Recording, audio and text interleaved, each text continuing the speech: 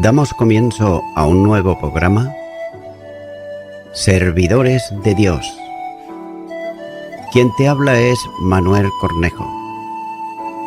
Estaré compartiendo la palabra de Dios y lo haré de una manera expositiva, versículo a versículo. Y en esta ocasión será en el libro de Josué, capítulo 14 y versículo 12, donde dice: Mas pues ahora, este monte del cual habló Jehová aquel día, porque tú oítes en aquel día que los anaceos están allí, y que hay ciudades grandes y fortificadas, quizá Jehová estará contigo y lo echaré, como Jehová ha dicho. La petición de Caleb es singularmente extraña a los ojos humanos, ya que estaba pidiendo con verdadera determinación que le fuese asignada la montaña de Hebrón, es decir, el territorio que había desalentado a los exploradores enviados por Moisés, hacía ya 45 años. El informe que aquello habían dado a todo el pueblo era un informe desalentador. Los moradores de aquel sector de Canaán eran pueblos fuertes y además vivían en ciudades muy grandes y también fortificadas, y con ellos vivían los hijos de Anat, los anaceos, gentes de grande corpulencia, designadas muchas veces como los gigantes, como señala Números capítulo 13 y versículo 28. Parte del territorio había sido ocupado provisionalmente por Josué, pero los gigantes anaceos persistían en él. Las ciudades fortificadas estaban también en el territorio, como señala Números capítulo 13 versículo 28 y Deuteronomios capítulo 1 versículo 28. Y cabe hacerse una pregunta, y es la siguiente: ¿por qué Caleb tenía tanto interés en el territorio tan hostil? ¿Y por qué, mientras otros miraban con cierto miedo la montaña de Hebrón, él la declaraba con tanta decisión? Note que hay dos razones principales para esta petición, y ambas descansan en un modo especial al ver las cosas desde la óptica de la fe. La primera razón para este proceder está en la promesa que Dios le había hecho en días de Moisés, como señala Números capítulo 14 y versículo 24. Si el Señor le había asegurado que aquel territorio con tierra de gran calidad sería para él y su descendencia, no había razón alguna para dudar que sería suyo y que sería capaz de ocuparlo y posesionarse de él, arrojando a quienes lo ocupaban. Y la segunda razón procede también de una especial visión de fe. Aquel monte estaba relacionado con personas de fe que habían abrazado las promesas de Dios, saludándolas desde lejos, desde Abraham y sus descendientes inmediatos. Hebrón era para Caleb una posición de la tierra prometida que debía ser ocupada conforme al propósito del Señor. Allí había morado Abraham por algún tiempo, como se puede observar en Génesis capítulo 14 y versículo 18. Pero no solamente Abraham, sino también su hijo Isaac y más tarde también su nieto Jacob. Todos ellos habitaron en el lugar de Canaán como peregrinos, aunque poseedores del pacto y de las promesas de Dios. Caleb podía hacer realidad en él y sus descendientes las bendiciones prometidas a su antepasado Abraham. En Hebrón estaba también la cueva de Maspela, único pedazo de aquella tierra que había poseído Abraham al comprársela a su dueño, el heteo Efrón, por 400 siclos de plata. Génesis capítulo 23, versículo 15. En ese lugar habían sido también sepultados varios de sus antepasados. Por ejemplo, allí estaba el sepulcro de Sara, la esposa de Abraham, madre de Isaac, primera de los enterrados en ella, como se puede ver en Génesis capítulo 23 y versículo 19.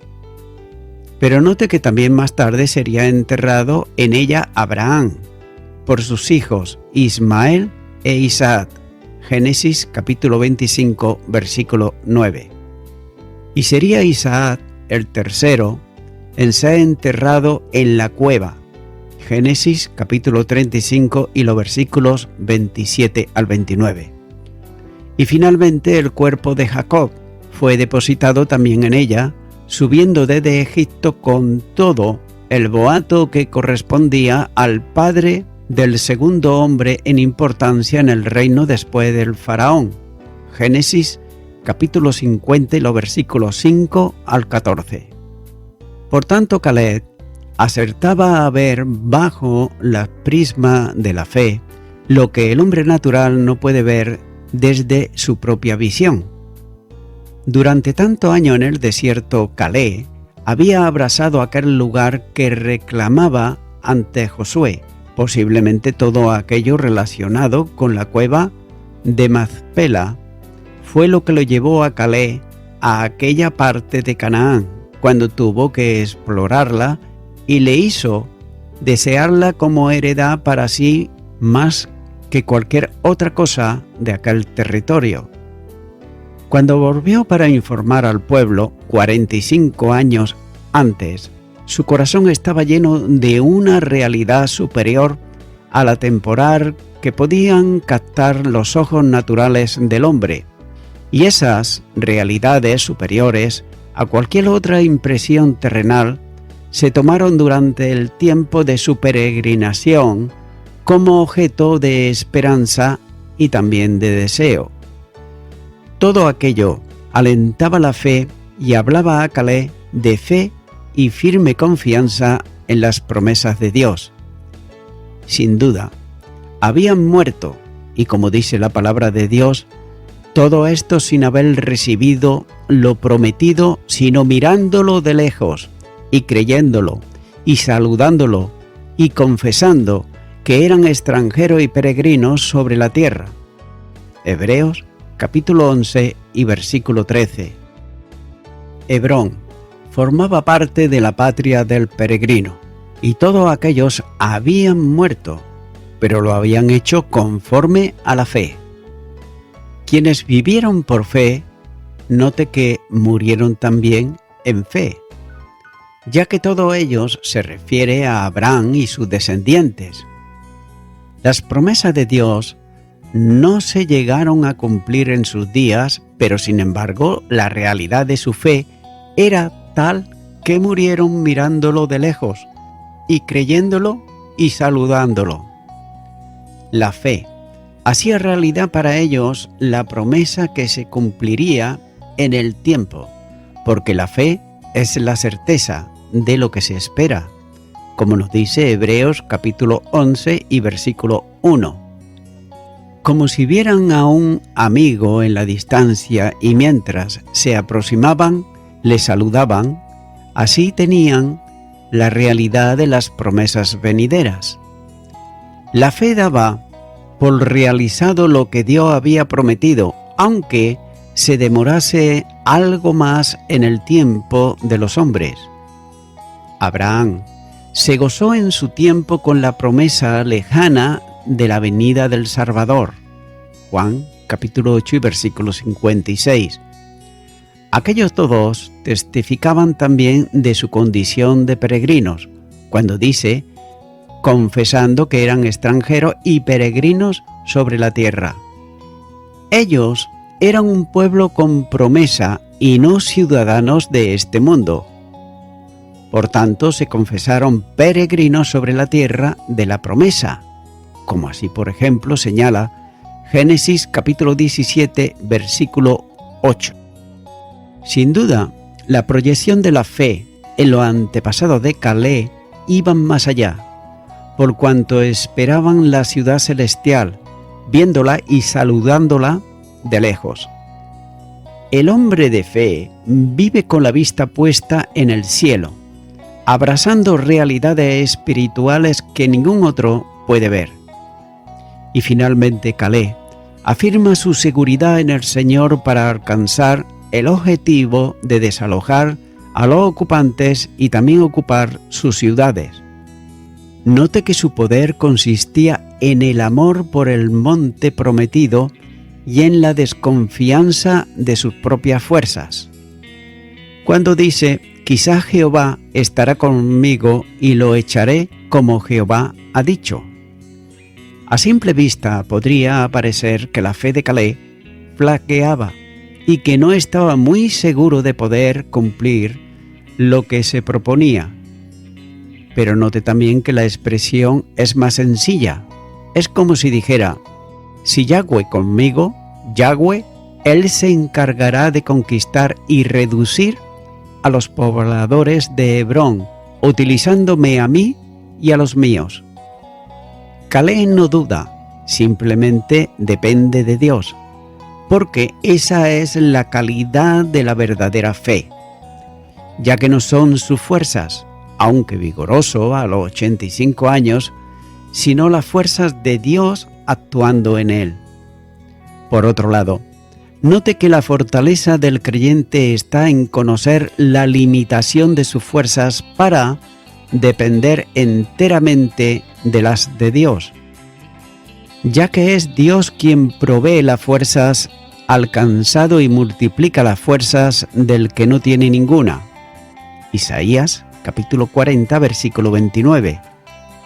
El que confía y espera al Señor tendrá nuevas fuerzas, que le permitirán levantarse poderosamente de cualquier situación, en modo semejante a un águila, que batiendo las alas se eleva hasta el alto, haciendo posible que aun teniendo que correr no se canse y teniendo que caminar no se fatigue.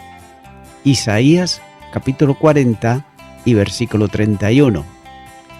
La gran necesidad es que cada creyente puede sentir la necesidad de humillarse ante el Señor, reconociendo su debilidad para las empresas divinas, de modo que sea dotado en su flaqueza de la omnipotente fuerza de Dios, como por ejemplo decía el apóstol Pablo, por lo cual, por amor a Cristo me gozo en las debilidades, porque cuando soy débil, entonces soy fuerte.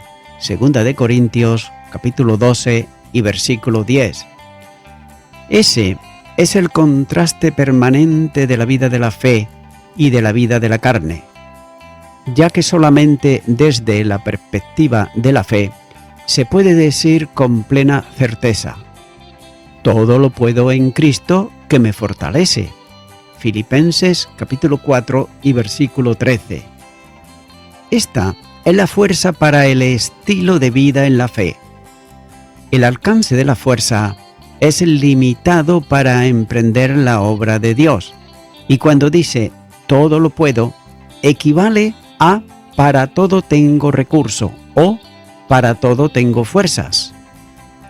Note que el todo se refiere a cualquier situación o experiencia en la vida cristiana, a la máxima extensión posible de cualquier otra cosa o situación.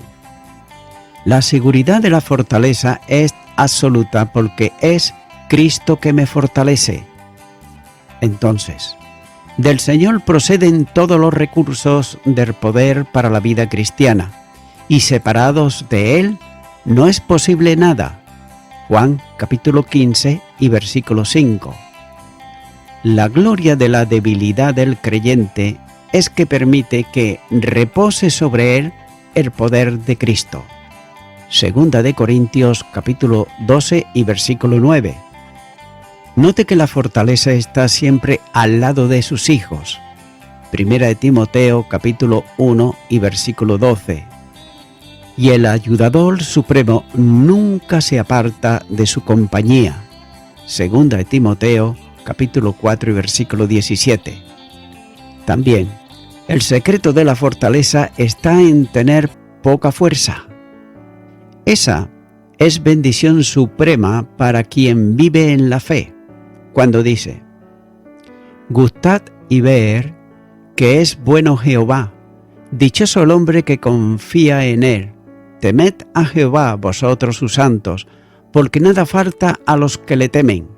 Los leoncillos necesitan y tienen hambre, pero los que buscan a Jehová no tendrán falta de ningún bien.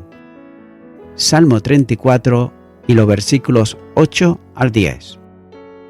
Continúo ahora con el versículo 13, donde dice: Josué entonces le bendijo y dio a Caleb, hijo de Jefone, a Hebrón por heredad. Josué escuchó con agrado la petición y argumentación de Caleb, ya que él conocía ya desde el tiempo de Moisés que Hebrón era heredad de Caleb y de su descendencia. Sin embargo, hay una nota de alabanza que merece ser destacada. Y note que antes de entregar Hebrón a Caleb, dice que Josué le bendijo. No es tanto un entorno religioso de algún tipo de bendición pronunciada sobre Caleb, aunque pudiera haberse producido, sino más bien es el reconocimiento público que Josué hizo de la vida y fe de su amigo y compañero durante tantos años. Seguramente que ensalzó su bravura y alabó la demanda sobre Hebrón.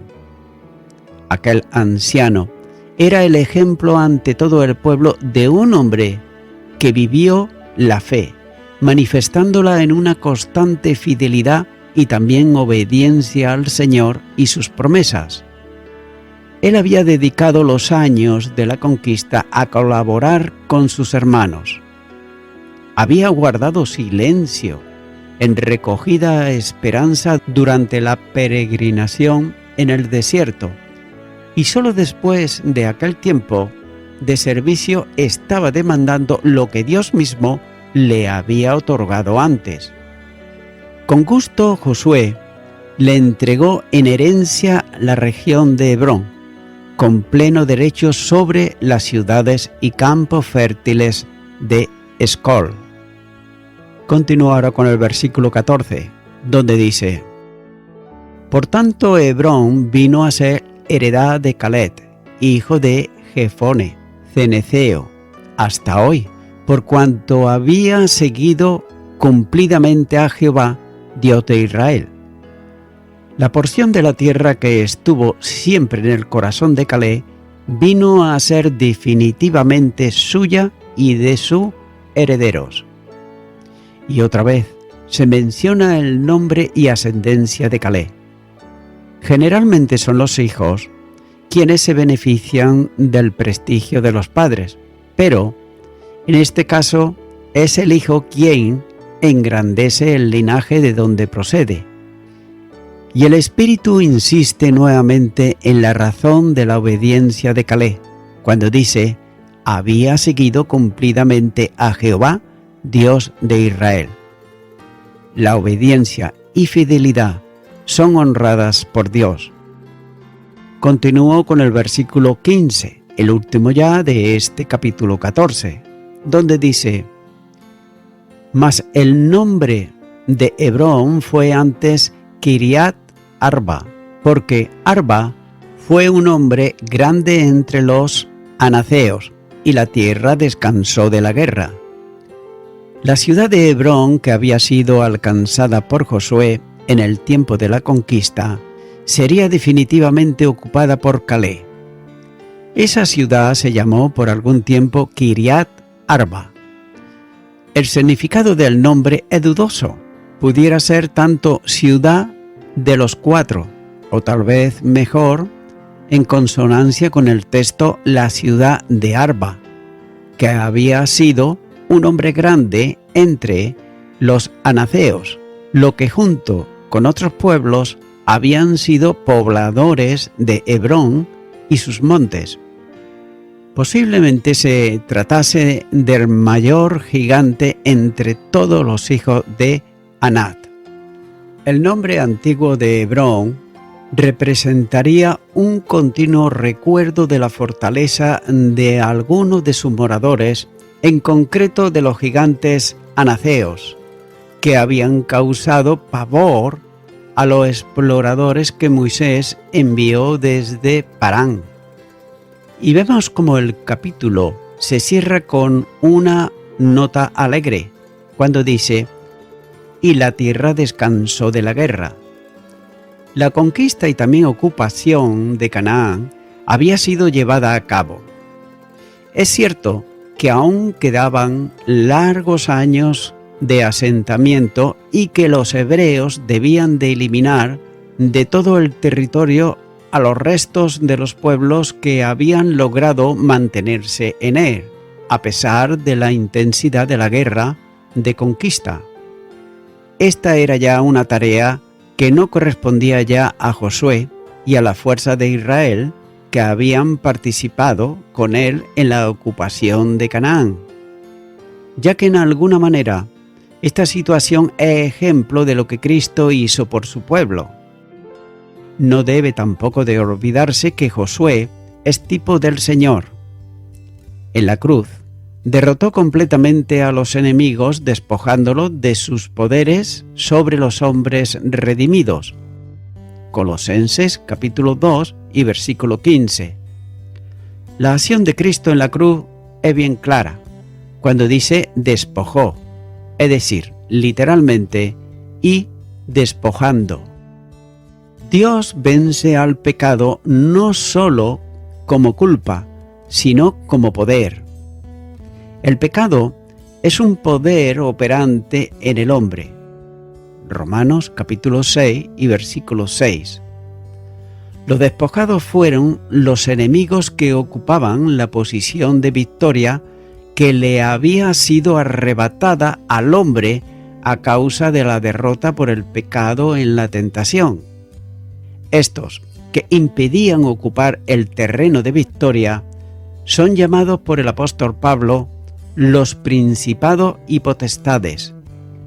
Pablo describe cómo se produjo el desarme de esos principados y también potestades que son ángeles caídos, por ejemplo, en Colosenses capítulo 1 versículo 16 y Efesios capítulo 3 versículo 10.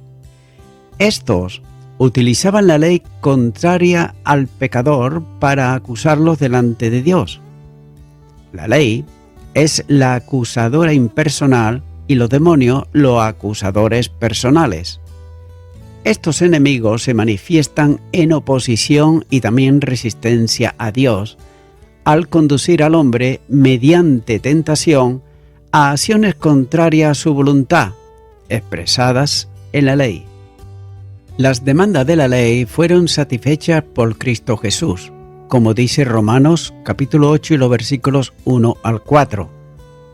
Y ahora ya no hay acusación posible para el creyente en el sentido de condenación. Romanos capítulo 8 y versículo 33. Pero la derrota no quedó en una realidad anónima, sino que se proclamó cósmicamente mediante la exhibición que Dios hizo de los derrotados en la cruz y que muestra el resultado de esa obra. Cuando dice en Colosenses capítulo 2 y versículo 15 la segunda parte, los exhibió públicamente.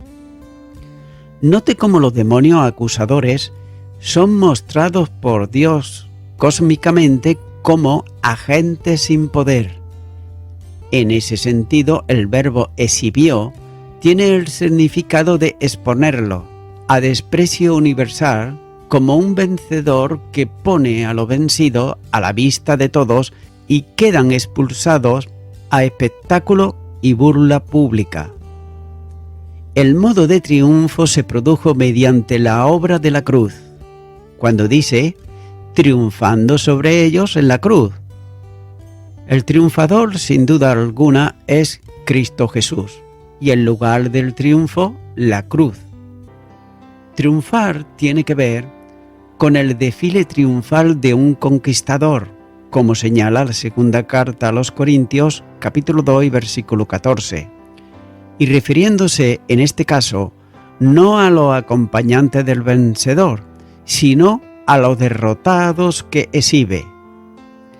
Cristo es Señor, dominando sobre sus enemigos. Para estos, el desfile triunfal es olor de muerte para muerte. Segunda de Corintios, capítulo 2 y versículo 16. En la cruz, Cristo privó a Satanás y sus huestes del fundamento legal en que basar sus acusaciones. En la cruz, el hombre fuerte fue atado. Tras los príncipes de este mundo, que crucificaron a Jesús, estaban los príncipes y potestades. Primera de Corintios, capítulo 2 y versículo 8. Si estos príncipes del mundo hubieran ellos conocido el resultado que se iba a derribar de la cruz, no hubieran crucificado al Señor de gloria. Primera de Corintios, capítulo 2 y versículo 8. Ahora, al creyente le queda asegurarse y también disfrutar del triunfo en vinculación por fe con el vencedor. Primera de Juan, capítulo 5 y versículo 4. Note que los vencedores son los creyentes, porque todo lo que es nacido de Dios, es decir, todos los que han nacido de nuevo, que por estar en Cristo son llevados en triunfo continuamente. Segunda de Corintios, capítulo 2 y versículo 14. La victoria no está en el creyente, sino en el poder victorioso consistente en haber nacido de Dios. El nuevo nacimiento introduce al creyente en una experiencia de libertad y también de victoria. Colosenses capítulo 1 y versículo 13. La esfera de victoria es que vence al mundo y es la experiencia victoriosa sobre el sistema y sobre el maligno que lo dirige. Primera de Juan capítulo 2 y versículos 13 y 14. El mundo ha sido vencido por Jesús. Juan capítulo 16 versículo 33. Esto representa un aliento para el creyente que debe de enfrentarse a la oposición presente de los enemigos. De ahí que el Señor diga a los suyos: confiad. La victoria de Cristo es ya el triunfo del cristiano. Romanos capítulo 8 y versículo 37. Ya que por medio de la cruz el poder del mundo quedó anulado para el que cree. Gálatas capítulo 6 versículo 14.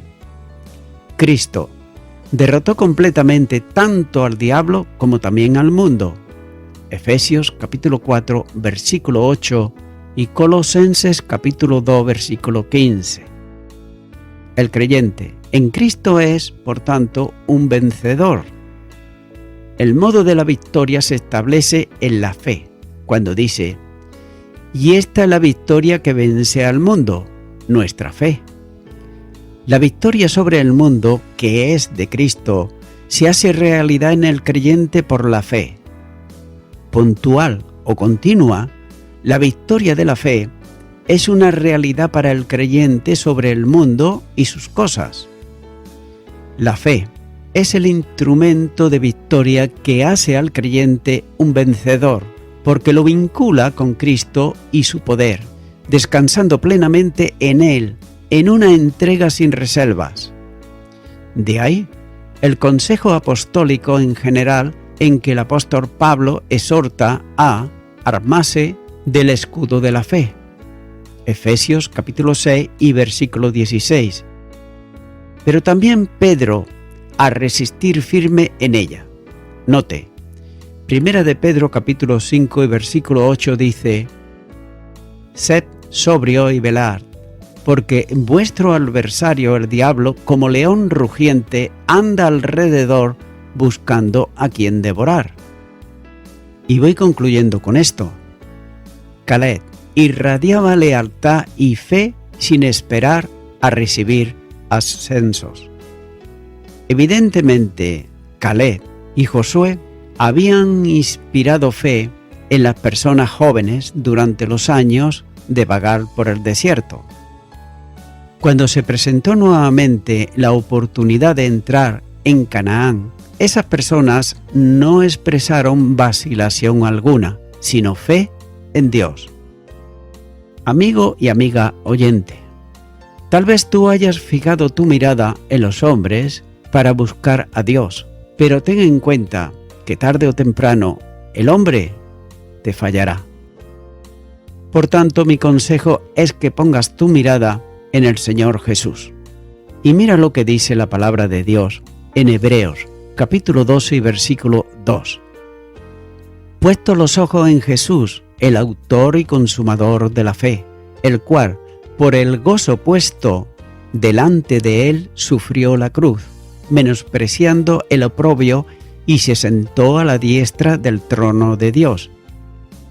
Amigo y amiga oyente, ahora en este instante, tú puedes poner tu fe en Jesús, y lo puedes hacer invitándole a que Él venga a tu corazón y tú puedas ser un ejemplo con el tiempo para tu familia, para tus amigos y a todo lugar donde vayas, como le pasó, por ejemplo, a Josué y Caleb.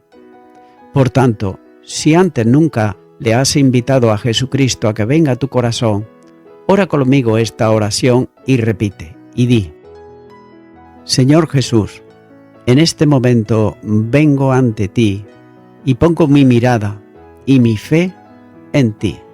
Te confieso mis pecados, me arrepiento de ellos y te recibo como mi Salvador.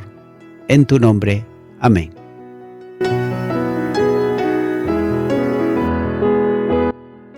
Amigo y amiga oyente, si tú has hecho esta oración de corazón, te recomiendo que comiences a orar a Dios, en primer lugar, en el nombre del Señor Jesucristo.